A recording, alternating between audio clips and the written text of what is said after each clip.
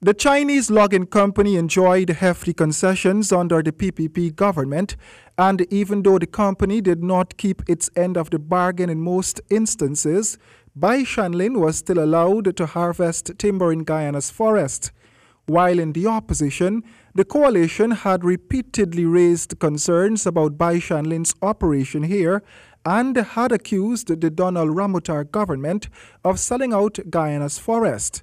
When Minister Raphael Trotman appeared before the Parliamentary Sectorial Committee on Natural Resources on Wednesday afternoon at public buildings, he was questioned by PPP Member of Parliament Mr. Royden James, who was mostly concerned about what is happening in the forestry sector since the exit of Bai Shan Lin. Mr. Trotman told the opposition MP that the government could not accommodate Bai Shan Lin any longer. Government was left with little choice, both in terms of what there was a national outcry about some of their practices, but also Bai Shan Lin ran into heavy financial indebtedness.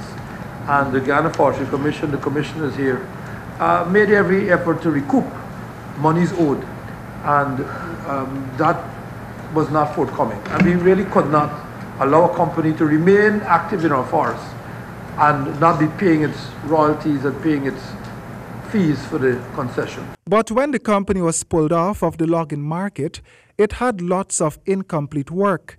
In fact, the company had a considerable amount of logs for export on the ground. The minister was asked by Mr. Lumumba what is the ministry's plan for those logs. We are very concerned about the logs that were left.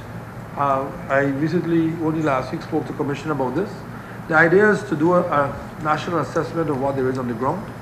One suggestion is that the Guyana Forestry Commission will hold a kind of an auction to try to sell them as a lot, maybe the different logging districts.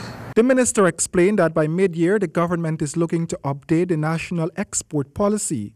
This policy, Mr. Trotman said, would ensure that there are some evenness in the forestry sector to avoid the country being easily deprived of its resources. But we just can't allow our logs to be cut and be exported, and we are not converting to added value.